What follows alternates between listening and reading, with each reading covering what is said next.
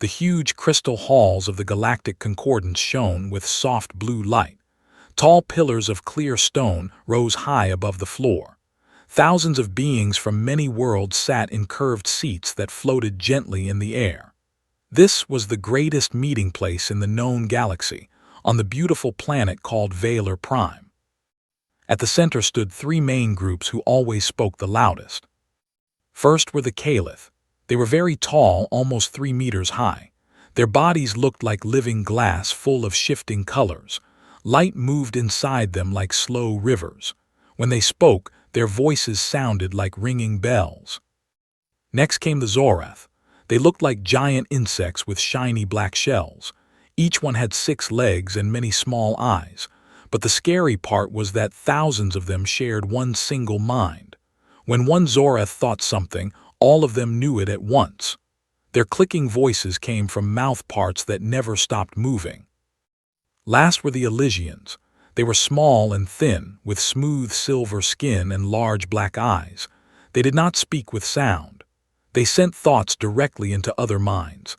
Most other species found them calm and gentle. They hated war and always tried to find peaceful answers. Today the council was talking about humans. A small border problem had grown big. On a faraway human world called New Damascus, miners had found a very rare metal called Zarite. The Caliph wanted it for their ships and weapons. They said the humans must give them most of it for almost nothing. The humans said no. They wanted fair payment. Now the council had to decide what to do. Lord Vireth of the Caliph stood in the middle of the speaking circle. His crystal body glowed bright red with anger. These humans are new, they have only a few ships, their weapons are old and weak. They come from one small planet and think they can say no to us. His voice rang through the hall. They act like angry children. We will show them who rules this galaxy. One strong push will make them obey. Many in the seats nodded. The Zorath clicked in agreement. Their shared mind already pictured human ships breaking apart. An Elysian named Lyra sent calm thoughts to everyone. We should talk more. Humans feel strong emotions. If we hurt them, they may not forget. Lord Vireth turned his glowing face toward her. Feelings do not stop weapons, little mind speaker. We have 40 ships ready, they have. What? 10 old patrol boats. This is not a war. This is a lesson. The vote came quickly. Almost every hand, claw, or thought signal said yes. Send the fleet. Take the Zarite. Make the humans sign the agreement. Show the galaxy that no new species can stand against the Concordance. Far away on New Damascus, the sky was orange from 2 small suns. Dust blew across wide mining fields. Tall machines dug deep into red rock. People in heavy suits worked day and night. They built homes, schools, and hospitals. They wanted to stay. Governor Alina Reyes stood on the balcony of the main government building. She was 42 years old, with short black hair and sharp brown eyes. She had come to this world as a young engineer 20 years ago. Now she led almost 2 million people. Her communication officer ran up, breathing hard. "Ma'am, message from Valor Prime, it's official. They are sending warships." Alina read the screen. The words were cold and clear. The Concordance demands full mining rights to Zarite fields. Refusal will be met with force. Surrender within 72 standard hours or face pacification. She looked out at the city below. Lights were coming on as evening fell. Children played in the streets. Families cooked dinner. Normal life. She turned to her team. "Call the council, get the defense commander, wake the militia leaders. No panic, we do this calm and careful." In the next hours, the city changed quietly. Mines stopped work and moved machines underground. Families packed emergency bags. Old people and children went into deep shelters built years ago against storms. Young men and women picked up rifles and checked power cells. At the small spaceport, 5 old frigates lifted from their pads. They were not pretty. Paint was chipped. Some parts came from salvaged alien ships, but the crews knew every bolt and wire. They had trained for this day just in case. Alina went to the main broadcast tower. She stood in front of the camera. Her face looked steady. No fear showed. "This is Governor Alina Reyes of New Damascus. To the Galactic Concordance, we offered trade, fair prices, open talks. You answered with threats and theft. We will not give what is ours. We are not children. We are not weak. If you come, you will find that out. Remember these words. We said them once. We will not say them again." The message went out on every channel humans used. It also reached alien relays. Many laughed when they heard it. A small colony against 40 warships. Foolish. But on New Damascus, no one laughed. Deep under the main city, in a concrete room lit by yellow lamps, Defense Commander Marcus Kane looked at his screens. He was big, with gray hair and scars on his hands from old fights. He spoke to his officers. "They think we have nothing. Good, let them think that. Our rail guns are hidden in the hills. Our drones are ready in the canyons. The frigates will hit and run. We buy time. Earth is coming. The colonies are coming. We just have to hold." One young officer asked, "Sir, can we really win?" Marcus looked at him. "Win? Maybe not today, but we can make them bleed.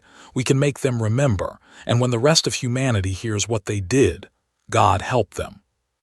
Above the planet, space looked empty and black. Then one by one, bright points appeared. First 10, then 20, then 40. Sleek Kalith cruisers with crystal armor. Zoreth hive ships like giant black wasps.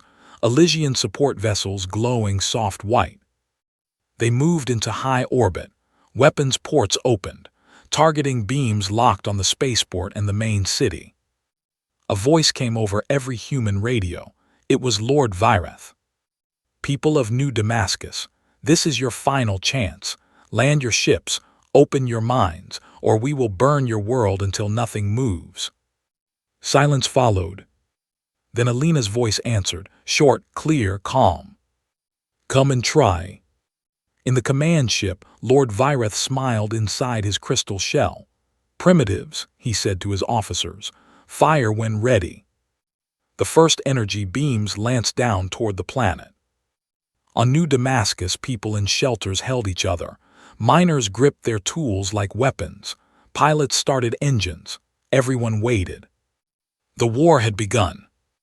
And somewhere deep in human space, messages were already flying faster than light. Ships turned. Fleets gathered. A storm was waking. Heavens help you when humans fury. The first beams from the Concordance fleet hit New Damascus like white fire from the sky. They struck the main spaceport first. Metal towers melted. Empty landing pads turned to glowing slag. The attackers wanted to show power, to scare everyone into giving up fast. But the spaceport had been empty for hours. The humans moved their ships away at the last minute. They hid them behind the planet's small moon. The bombardment hit nothing important. Lord Vireth watched from his command chair on the lead cruiser. His crystal body glowed bright with satisfaction. "See, their defenses are weak. They hide like rats. Continue the strikes. Target the city power stations next." The fleet obeyed. More beams came down. They cut through clouds and hit the ground hard. Explosions lit up the night. From space, it looked like the planet was burning. On the surface, people in deep shelters felt the ground shake. Lights flickered. Children cried, but no one panicked. They had practiced this. Parents held their kids close and whispered, "It will pass. We are strong." Under the hills outside the city, hidden railgun batteries waited. They were old mining lasers, changed into weapons. Thick barrels pointed up at the sky. Operators sat in dark control rooms, screens glowing green. Commander Marcus Kane gave the order. "Fire when you have lock, short bursts. Make them pay for every shot they take." The first railgun spoke. A long metal slug flew up at high speed. It had no explosives. It did not need them. The speed alone made it deadly. The slug hit a Kalith cruiser in the side. The crystal armor cracked like glass under a hammer. Air rushed out. Lights died along one side of the ship. Inside the cruiser, alarms screamed. Crew members ran in panic. Lord Vireth felt the hit through the deck. His glow turned darker. "What was that? Report." A officer answered in a shaking voice. "Kinetic impact, my lord, from the surface. They have mass drivers, hidden ones." Vireth stared at the screen. The damaged cruiser drifted, leaking air and pieces. "Primitives with toys," he said, but his voice had less confidence now. More slugs came up, not many but each one hurt. A Zoreth hiveship lost 2 legs when a slug tore through its shell. The shared mind felt pain across thousands of bodies. Some Zoreth on other ships stopped moving, shocked by the feeling. The fleet commander ordered fighters to go down and find the guns. Small attack craft dropped from the big ships. They flew fast toward the hills. That was when the human frigates appeared. The 5 old ships came from behind the moon. They moved slow at first, then pushed engines to full. They were not fast like Concordance ships, but they were tough. Extra armor plates covered weak spots. Some had stolen alien shields that flickered weakly but still worked. The lead frigate, named Endurance, fired first. Its main gun was a heavy rail cannon. It sent a stream of metal at a Zoreth ship. The hits punched deep. The hive ship broke open. Small Zoreth bodies floated out into space. The other frigates joined in. They did not stay and fight fair. They hit once, then turned and ran. They used the planet as cover. They flew low through canyons where sensors had trouble seeing them. On Endurance, Captain Aisha Malik stood on the bridge. She was young, only 30, with short hair and steady hands. "Keep moving," she said. "We hurt them, then we hide. No hero moves today." A junior officer asked, "Will Earth send help, Captain?" Aisha looked at the stars outside. "They will, but we have to stay alive until then." Down on the planet, a special team worked in secret. They loaded a big cargo ship with heavy tungsten rods. The rods were meant for building bridges, but now they would be weapons. The ship had no guns, no shields.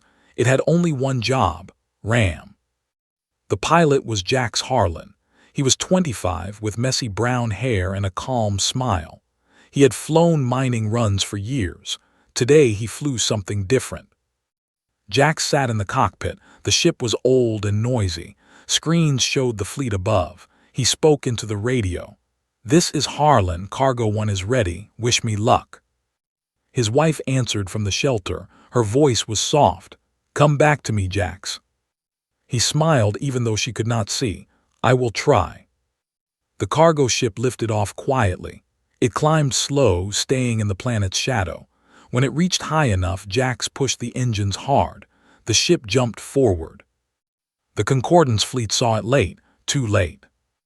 The ship flew straight at a big Caliph battlecruiser. At the last second, Jax locked the controls.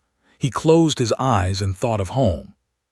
The impact was bright and silent in space. The cargo ship hit at almost half the speed of light. The tungsten rods punched through crystal armor like needles through paper. The battlecruiser broke in half. Fire bloomed inside. Secondary explosions followed. Lord Vireth watched his screen go white, then dark. That ship had been his flagship's sister. 400 crew gone in one moment. "Losses?" he asked. 28% of the flotilla damaged or destroyed, my lord," an officer said. "Mostly from surface fire and these suicide runs." Vireth's glow turned cold blue. "Primitives," he whispered.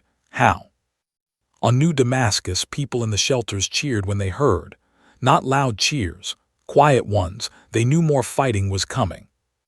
Governor Alina Reyes stood in the command center. Screens showed the battle. She saw the bright flash of Jax's ship. Her face stayed hard, but her eyes were wet for a second. "Send the data," she said. "All of it, every recording. Send it to every human world. Let them see what these aliens did." The message went out fast. It carried video of the beams hitting the empty port. It carried the voice of Lord Vireth demanding surrender. It carried the flash of Jax's last flight. Across human space, people watched. On Earth, in crowded cities. On Mars, in red dust domes. On distant mining stations. They watched in silence at first. Then anger grew. In a bar on Luna, a man stood up and said, "They attacked our people, our home." In a school on Titan, a teacher stopped class. "Children, something bad happened, but we will answer." On a warship in deep space, an admiral read the message. He turned to his crew. "Set course for New Damascus, full speed. Tell the others, the protocol is active." The Total Fury Protocol. Few knew the full name. It was old, born in dark times when humanity almost died. It had one rule: when outsiders try to destroy us, we answer with everything. Ships turned, engines burned hot, fleets gathered. Back on the Concordance flagship, Lord Vireth sat quiet. His officers waited for orders. "Call for reinforcements," he said at last. "All ships that can come, we will crush them." But deep inside, a small fear started. The humans had not run. They had fought, and they had hurt the mighty Concordance. He looked at the burning planet below. "What are these creatures?" he asked no one. No one answered. In the shelters, Alina Reyes spoke to her people over the speakers. "We lost good people today. Jax Harlan and many others gave everything, but we are still here. We will keep fighting. Help is coming, hold on." She paused. "And to the Concordance, you wanted a lesson. You are about to get one." Outside, the battle continued. Small flashes in the sky, ships moving like shadows, humans refusing to break. The galaxy watched. And somewhere the storm grew bigger. The battle above New Damascus lasted 3 more days. The Concordance fleet kept firing. They destroyed empty buildings and burned empty fields. But every time they tried to land troops, hidden guns answered back. Small human ships darted out, hit hard, and vanished again. The attackers lost more ships each day. Their confidence started to crack. Lord Vireth sat in his command chair. His crystal body no longer glowed bright. It looked dull now, like cloudy glass. Reports came in constantly. Damaged cruisers, dead crew, broken hive minds. He stared at the planet below. It refused to die. "Send more reinforcements," he ordered. "Bring the heavy carriers. We will end this." His officers looked at each other. No one spoke. They knew the truth. The humans were not winning, but they were not losing either. They were making the Concordance pay a price no one expected. Far from New Damascus, in human space, the message arrived everywhere at once. Screens lit up in homes, ships, stations, and cities. The video played without warning. People saw the beams hitting their colony. They saw the empty spaceport burning for show. They saw Jax Harlan's cargo ship fly straight into the enemy cruiser. They saw the bright flash and the silence after. Then Governor Alina Reyes spoke again. Her voice was calm but hard. "They came to steal. They came to kill. They think we are weak. They are wrong. New Damascus holds, but we need every hand, every ship, every heart. The time for talk is over. The Total Fury Protocol is active. Come if you can fight. Stay if you cannot. But know this, what they did to us, they will try on you next." The protocol was old. Few had seen it used. It had rules written in blood from wars long ago. When outsiders attacked one human world, all human worlds answered as one. No mercy. No limits. Total war until the enemy broke or begged. On Earth, in the crowded streets of New Shanghai, people stopped walking. They looked up at giant screens. Faces turned angry, fists closed. Someone shouted, "They hit our people." Others joined. The shout spread like fire. In the shipyards around Mars, workers dropped tools. Foremen gave orders without waiting for permission. "Get the carriers ready. Load the railguns. We leave in hours." On the outer colonies, mining ships changed course. Freighters turned into gunships overnight. People welded extra plates. They mounted old weapons. They loaded food and water. Families said goodbye quietly. In deep space, the UTC battle groups received the call. Admirals read the orders. They were short. Protocol Fury, all assets, maximum response, no recall until victory or death. Ships that had been on patrol turned hard. Engines roared. Navigation computers plotted fast paths through jump points. Fleets moved like wolves smelling blood. But the real terror started small. Human merchant ships that traded with the Concordance vanished. One by one. A cargo hauler carrying food to a Caliph station did not arrive. A passenger liner full of tourists never reached its Elysian port. A research ship studying a neutral nebula sent no more reports. Days later, those same ships returned, but they looked different. Extra guns poked from hulls. Armor plates covered weak spots. Engines burned hotter. They flew in small groups. They struck without warning. A Caliph fuel depot near the border exploded. No one saw who did it. Only pieces of human drones floated in the wreckage. Drones that looked like simple cargo bots. A Zoreth shipyard on a cold moon lost half its docks in one night. Sabotage.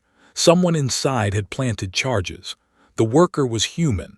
He died smiling as the bombs went off. An Elysian relay station went dark. When power returned, all the telepathic operators were unconscious. They woke screaming from nightmares of human rage. A single message repeated in their minds: "Heavens help you." The message spread, not just to humans, to everyone. It appeared on every screen in Concordance space. It played over ship comms. It whispered in Elysian thoughts, simple words in every language. Heavens help you when humans fury. No threats, no demands, just those 6 words, and the symbol of Earth beside them, a blue circle with green land and white clouds, simple, old, terrifying now. On Valor Prime, the council hall was quiet. The beautiful crystal walls seemed colder. Delegates from many species sat in their seats. No one spoke much. Lord Vireth appeared by hologram. His image flickered. He looked smaller somehow. "We underestimated them," he said. His voice rang weak. "They fight like nothing we have seen. They do not stop. They do not beg. They hurt us more each day." An Elysian named Lyra sent a thought. It felt like ice. "I felt their minds, all of them, billions, united, angry. It is overwhelming. They do not hate like we do. They hate with purpose, with memory. They remember every wrong done to them, ever." A Zoreth speaker clicked slowly. "Our broods die. Our young refuse to leave the nests. They fear the name human now." Other species whispered. Some wanted to pull back. Others wanted to fight harder, but fear grew faster than anger. Then a new hologram appeared in the center of the hall. No one had invited it. The council systems could not block it. A human man stood there, tall, scarred face, gray hair, eyes like stone. He wore a simple black uniform with 1 star on the shoulder. "I am Admiral Daniel Voss," he said. "United Terran Coalition. You attacked New Damascus. You killed our people. You thought we would break. You were wrong." He paused. The hall stayed silent. "We do not want your empire. We do not want your worlds. We want peace, but peace on our terms now. Withdraw your fleet. Pay for the damage. Sign a treaty that says no more attacks on human space. Do this and we stop." Lord Vireth laughed. It sounded forced. "You threaten us here, in our own hall." The Admiral did not smile. "Not a threat, a fact. Your ships are already dying. Your stations burn. Your people fear the dark because they think we are in it. Pull back now or we come for you, all of us." The hologram showed images, quick flashes. A Caliph cruiser breaking apart. A Zoreth hive ship silent and drifting. A human fleet hundreds strong moving through jump space. Engines bright. Guns ready. The Admiral spoke one last time. "Heavens help you when humans fury, because we will not." The hologram vanished. The council sat in shock. No one moved for a long minute. On New Damascus, Alina Reyes watched the same message from her command center. She turned to Commander Kane. "They know now," she said. Kane nodded. "They know, but they will still fight. Pride is hard to kill." Alina looked out at the scarred planet. Smoke still rose from old hits, but lights burned in the city again. People walked the streets. Shops opened. Life continued. "They started this," she said quietly. "We will finish it." In the shelters, a mother held her child. The child asked, "Will the bad ships go away, Mama?" The mother kissed his head. "Yes, because we are humans, and when we get angry, even the stars look away." Above, the battle grew quieter. The Concordance pulled back to high orbit. They waited for more ships. They hoped for victory. But across the galaxy, human ships kept moving, faster, more angry. The storm had arrived, and it carried human names. The Concordance fleet pulled back to the edge of the new Damascus system. Their ships formed a tight defensive wall. They waited for the heavy reinforcements Lord Vireth had called. Big carriers, more cruisers, thousands of fighters. They believed numbers would win. But humanity did not wait. The first strikes came without warning, not at New Damascus, not at the fleet, at the places the Concordance needed most. A fuel station near the Caliph homeworld exploded in silence. One moment it was there, full of glowing blue tanks. The next, it was a cloud of fire and metal. Human drones, small, quiet cargo bots turned deadly, had slipped in days earlier. They carried tiny antimatter charges. When the time came, they woke up and died together. The blast took out enough fuel for a whole battle group. Next came the shipyards. On a cold asteroid belt, Zoreth workers built new hive ships. Human sleepers, workers who had lived there for years, waited. At the same moment, across 3 yards, bombs went off. Docks cracked. Half-finished ships fell apart. The shared Zoreth mind screamed in pain. Thousands of bodies froze where they stood. Elysian relay stations went dark one by one. No explosions, just silence. When power came back, the telepaths sat shaking. They had felt it, a wave of human anger so strong it burned their minds. The message repeated inside their heads. "Heavens help you." The Council on Valor Prime watched the reports pile up.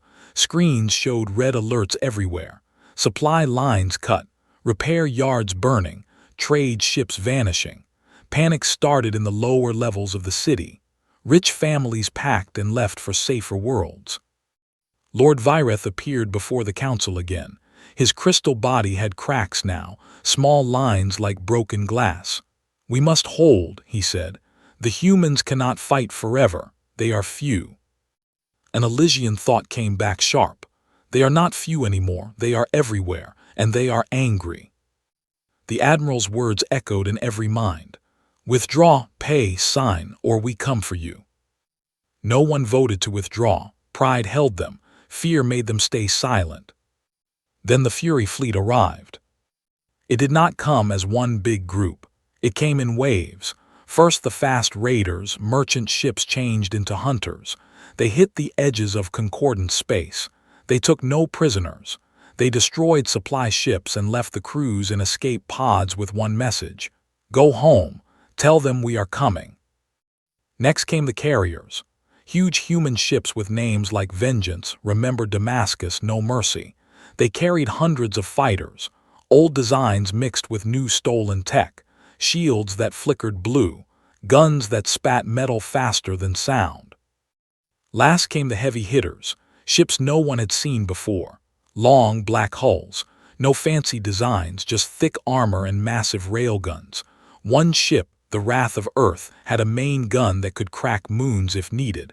They called them planet crackers in whispers. No one knew if the name was true. No one wanted to find out. The battle for New Damascus began again, but this time the humans attacked. The Concordance fleet saw the first human wave drop out of jump space. Hundreds of ships, not pretty, not shiny, but many, too many. Lord Vireth ordered full fire. Beams lanced out. Some human ships died, but most had new shields, stolen Caliph tech improved by human hands. They held. Fighters swarmed out like angry bees. Human pilots flew close, too close. They used old tricks. They flew through debris fields. They used the planet's rings for cover. They rammed when they had no other choice. A Zoreth hive ship tried to link mines with its fighters. It failed. Human sonic weapons, simple speakers on fast drones, sent waves of noise tuned to Zoreth frequencies.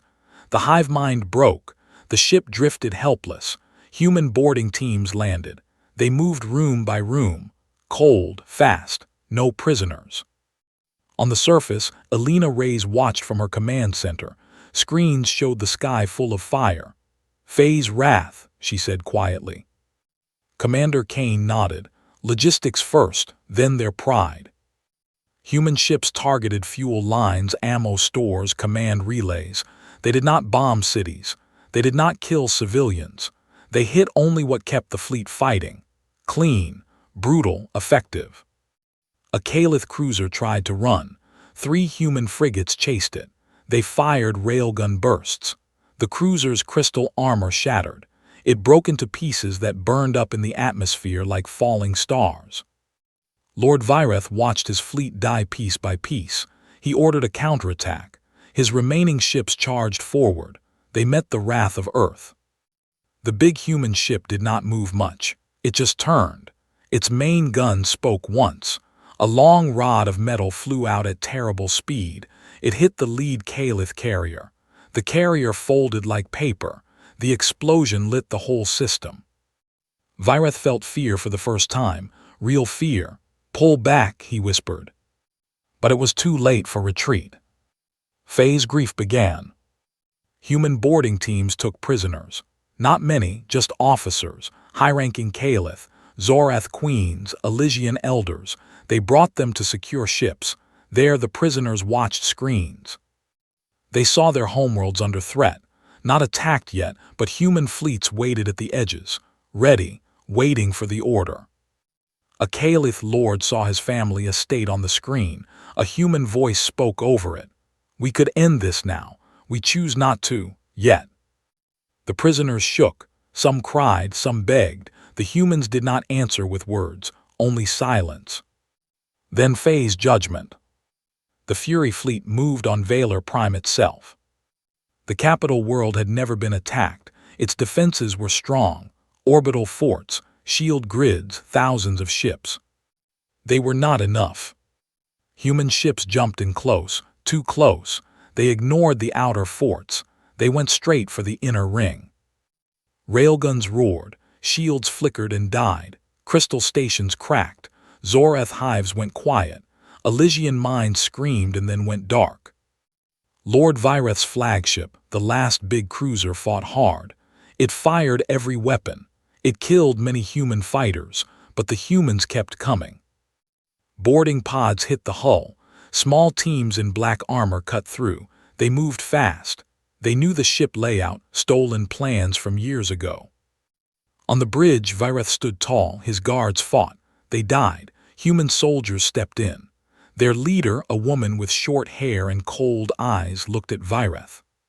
"Surrender," she said. Vireth laughed. "Never." She nodded, "Then die." A single shot, clean. Vireth fell. His crystal body broke into pieces on the deck. The flagship went dark. Across the system, concordant ships stopped firing. One by one they sent surrender signals. White lights, open bays, no more fight left. On New Damascus, Alina Reyes stood on the balcony again. The sky was clear now. Stars shone bright. Smoke still rose from old scars, but the city lights burned strong. A young girl walked up. She held her mother's hand. "Did we win?" Alina knelt. "We survived. That's the first win. The rest, we make sure it never happens again."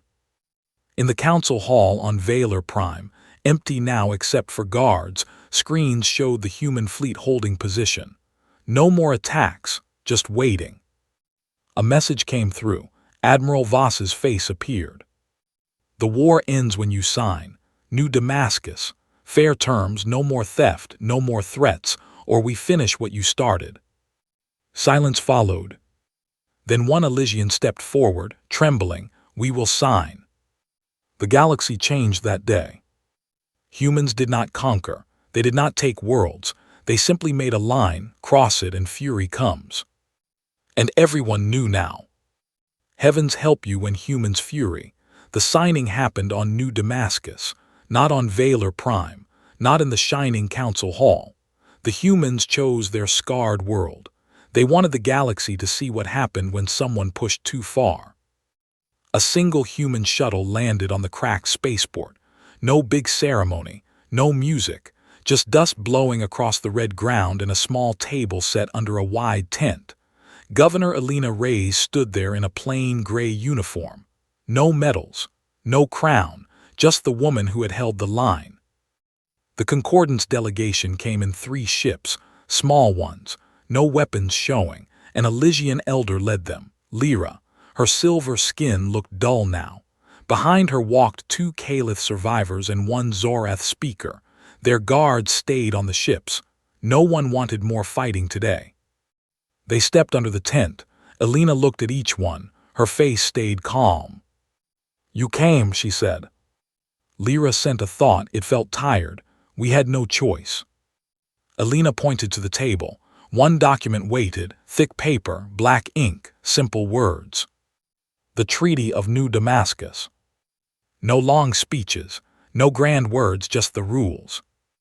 No attacks on human worlds. No taking of human resources without fair trade. No fleets near human borders without permission. Payment for the damage done to New Damascus. Open channels for talk.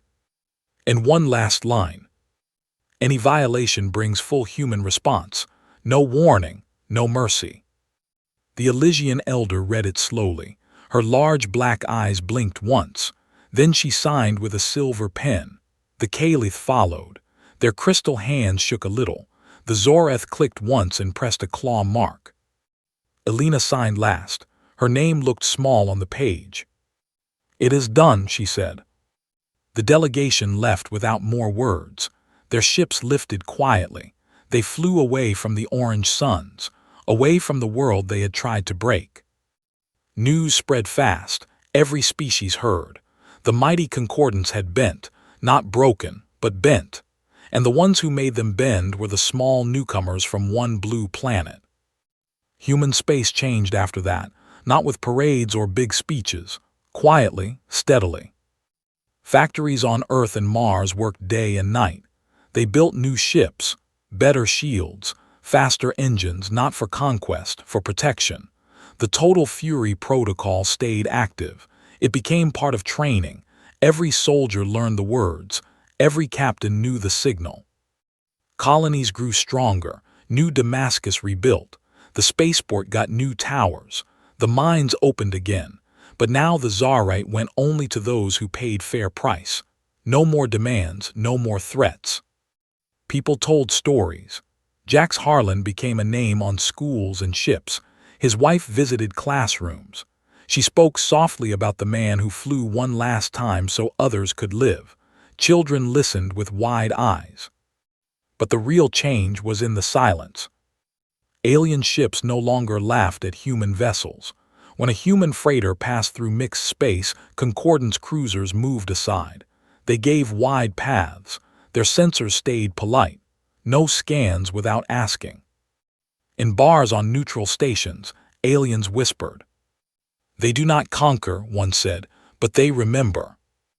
Another answered, "Cross them once, you lose everything." The old council on Valor Prime still met, but fewer voices spoke loud. The Caliph rebuilt slowly. Their crystals grew back dimmer. The Zorath kept their hives closer to home. The Elysians tried to heal minds, but the fear stayed. Years passed.